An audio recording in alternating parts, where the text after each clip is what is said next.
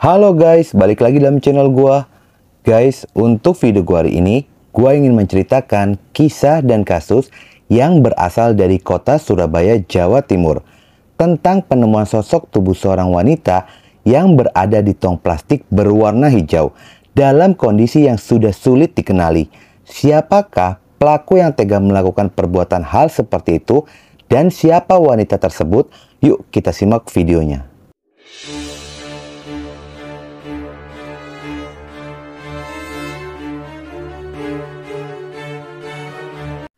Kisah dibuka dengan seorang pemulung yang sedang mencari rezeki dengan mencari-cari sampah di sekitaran PT Maspion 4, Jalan Raya Romo Kalisari, Kecamatan Benowo, Kota Surabaya, pada jam 06.30 pagi hari.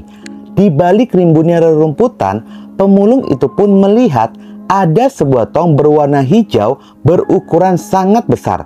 Pemulung itu berpikir jika tong tersebut berisikan sampah. Lalu dia pun perlahan demi perlahan mendekati tong tersebut. Namun saat didekati, semakin tercium aroma tidak sedap yang berasal dari tong itu. Karena dia berpikir jika itu adalah sampah, pemulung itu pun tidak ragu untuk membukanya. Sontak hal itu pun sangat mengejutkannya ketika mendapati ada sosok tubuh yang sudah tidak bernyawa di dalam tong tersebut. Pemulung itu pun langsung berlari dan melaporkannya kepada security Maspion dan segera diteruskan kepada pihak kepolisian. Pihak kepolisian yang mendapatkan laporan itu bergegas menuju ke lokasi untuk mengamankan TKP dan melakukan investigasi. Di saat polisi melakukan evakuasi kepada tubuh tersebut, terlihatlah jika tubuh itu dibungkus oleh kain berwarna putih dan dengan banyaknya adanya noda darah pada kain tersebut, serta diketahui jika sosok itu merupakan seorang wanita dalam kondisi yang sudah sulit untuk dikenali dan mengeluarkan aroma tidak sedap. Dugaan awal jika wanita itu merupakan korban pembunuhan, lantaran saat ditemukan kondisi tangan dan kakinya terikat oleh tali dan tidak ditemukan adanya identitas diri pada diri korban. Tubuh itu pun segera dievakuasi lalu dibawa ke RSUD Dr. Sutomo, Surabaya. Pihak kepolisian pun belum bisa memastikan penyebab korban meninggal dunia meski telah menemukan adanya beberapa luka. Namun, apakah itu akibat benda tumpul atau benda sajam? Pihak kepolisian pun lebih menunggu hasil forensik dari pihak rumah sakit. Jika melihat kondisi korban, diperkirakan tubuh korban telah 3 hari berada di sana. Selain itu, ciri-ciri korban itu sendiri seorang wanita dengan tinggi 162 cm berambut sebahu. Kemudian memiliki tai lalat di atas bibir sebelah kiri. Ada tato di alisnya serta mengenakan baju lengan panjang berwarna orange dan celana jeans berwarna hitam. Meski hasil forensik pun belum keluar, pihak kepolisian pun terus melakukan penyelidikan. Dari hasil penyelidikan pihak kepolisian, polisi pun menemukan adanya nama hotel yang bernama Hotel Tunjungan terdapat pada kain yang digunakan untuk membungkus korban. Dan itulah petunjuk satu-satunya yang didapat oleh pihak kepolisian. Setelah 10 jam melakukan pendalaman kasus, sosok wanita yang ditemukan di dalam tong sampah berwarna hijau, pihak kepolisian akhirnya telah berhasil mengungkap identitasnya, yakni korban bernama Esther Lilik Wahyuni berusia 51 tahun, merupakan warga perumahan Royal Residence Surabaya. Korban sendiri merupakan seorang pengusaha laundry yang ada di Jalan Sememi Indah dan di Simpang Darmo Permai Selatan, Surabaya. Dan beberapa pelanggan dari laundrynya yakni rumah sakit dan hotel-hotel sekitaran Surabaya. Terungkapnya identitas dari korban, pihak kepolisian pun meminta keluarga untuk datang ke rumah sakit lalu mengenali korban. Pihak keluarga segera datang untuk melakukan serangkaian tes dan ditemukan fakta jika korban memang benar merupakan sanak keluarganya. Tubuh korban segera dibawa untuk disemayamkan. Diketahui jika korban memiliki suami bernama Johannes Budiharjo berusia 52 tahun dan memiliki 3 orang anak dari pernikahannya. Korban pun dimakamkan di TPU Keputih, Sukolilo. Pihak keluarga pun sangat kehilangan sosoknya yang dikenal baik dan sangat perhatian kepada keluarga. Pihak kepolisian pun segera menggali keterangan dari saksi yang terkait dengan korban. Salah satunya dari ketua RT yang bernama Sidi. Di dalam kehidupan bertetangga dengan korban ini, korban dikenal tertutup dan kurang ramah dengan tetangga lainnya. Dan korban pun pernah terlibat keributan dengan tetangga ketika rumah korban terbakar akibat konsleting listrik. Karena korban sedang di luar kota, warga yang mengetahui kebakaran itu mencoba memadamkan api dengan menjebol pagar rumah dari korban. Bukannya memaklumi hal itu, korban pun justru mempersoalkan keputusan warga karena merusak pagar rumahnya. Lalu korban pun marah-marah. Dari hasil keterangan saksi yang digali oleh pihak kepolisian, diketahuilah jika pada hari Jumat tanggal 11 Januari 2019, korban baru saja memecat 2 karyawannya yang baru bekerja selama 10 hari dengan korban, yang dimana alasan korban memecatnya karena diduga jika kedua karyawannya itu telah mencuri dompet dan ponsel milik dari korban. Meski telah dipecat, mereka masih tidur di tempat laundry tersebut. Mereka tidak pergi dari sana lantaran tidak memiliki uang, di mana mereka sedang menunggu mendapatkan upah mereka bekerja selama 10 hari. Namun kedua pekerja itu menghilang tanpa kabar keberadaannya di mana.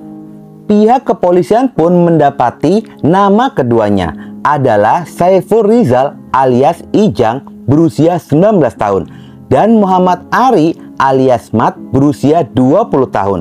Dengan adanya informasi itulah pihak kepolisian memburu keduanya yang diduga kuat jika keduanya ada hubungannya dengan kasus pembunuhan ini.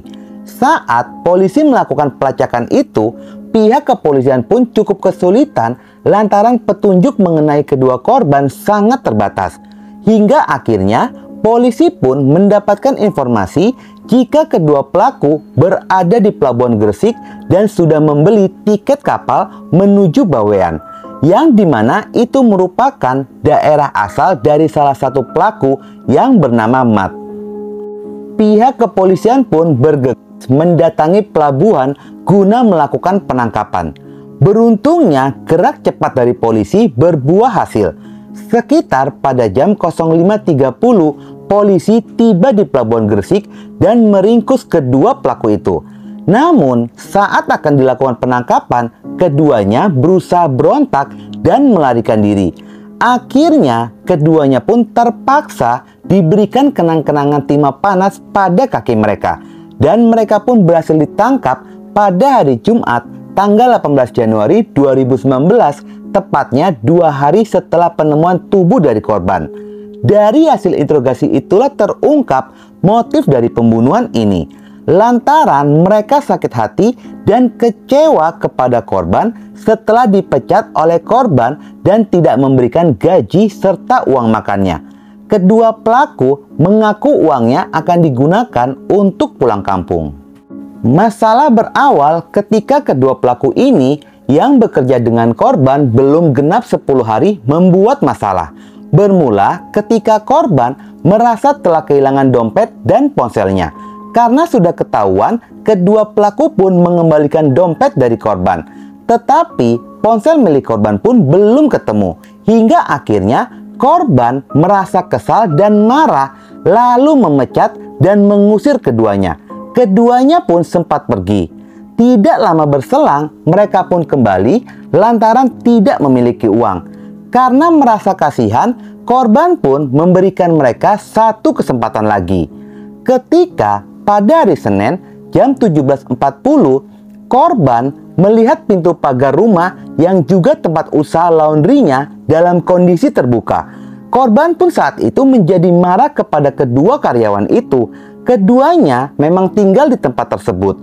Korban mengusir mereka kembali dan keduanya pun hanya diam. Tidak lama kemudian, mereka pun meminta uang transportasi sekaligus upah kerja selama mereka berada di sana. Namun, korban menolak permintaan kedua pelaku tersebut. Kedua pelaku sambil berpura-pura mengemasi barang di lantai 2. Keduanya pun berunding dan sepakat untuk menghilangkan nyawa dari korban. Keduanya pun turun dari lantai 2 lalu menemui korban. Tanpa banyak basa-basi, keduanya memukul bagian dada dan wajah korban, lalu menggenggam leher korban hingga tidak bernyawa. Setelah itu, tangan dan kaki korban pun diikat. Ijang dan Mat juga mengambil 2 ponsel milik korban berikut uang 2,4 juta. Mereka pun hendak menghilangkan barang bukti dengan membuang tubuh korban. Namun, mereka bingung karena tidak bisa menyetir mobil. Mereka kemudian mencari orang untuk mengantar dan membayar Rp300.000. Namun sebelumnya, mereka pun sudah memasukkan tubuh korban ke tong plastik hijau untuk laundry, supaya tidak menimbulkan kecurigaan. Mereka pun membungkus korban menggunakan spray. Kedua pelaku menyimpan tubuh korban di mobil Toyota Etios Falco, kemudian kabur dari kawasan tersebut. Tetapi mereka tidak langsung membuang tubuh korban. Mereka pun singgah dulu di kawasan Manukan dan meminjam sepeda motor kepada salah satu seorang pengunjung warung. Sekitar pada jam 02.00 dini hari, dengan naik sepeda motor, mereka membawa tubuh korban dan Ijang mengemudikan, sementara tubuh korban di dalam tong plastik ditempatkan di tengah dengan dipegangi oleh Mat yang duduk di belakang, dan membuang tubuh korban di lokasi temuan. Sepeda motor serta mobil yang digunakan pada saat itu ditinggalkan begitu saja di Manukan Tandes. Di dalam mobil itu ada selembar potongan spray, sarung bantal hotel, plus 2 gembok kunci rumah. Sedangkan kunci mobil dibuang oleh kedua pelaku di Pelabuhan Gresik. Kasus ini pun disidangkan di Pengadilan Negeri Surabaya. Jaksa pun menuntut keduanya dengan vonis 20 tahun penjara. Hasil sidang, keduanya terbukti secara sah telah melakukan pembunuhan berencana. Pada hari Kamis, tanggal 22 Agustus 2019, kedua pelaku pun mendapatkan vonis 17 tahun penjara. Namun, menurut pengacara kedua pelaku, jika hukuman itu sangatlah berat, dikarenakan pengacaranya menilai jika kedua pelaku tidak sengaja dan tidak berniat melakukan pembunuhan berencana. Itulah guys, kisah hari ini tentang pembunuhan yang dilakukan oleh kedua pria kepada majikannya, yang sangat mengerikan. Semoga dengan adanya kisah ini dan kasus ini menjadikan pelajaran untuk diri kita agar berhati-hati dalam mempekerjakan karyawan di dalam usaha atau bisnis kita. Banyak dari orang-orang sekitaran kita yang melakukan kesalahan, namun ketika sudah dipecat, orang tersebut malah berbalik menyakiti hingga menghilangkan nyawa majikannya. Oke guys, sekian dulu video gua hari ini dan jangan lupa ikuti terus video gua. Oke?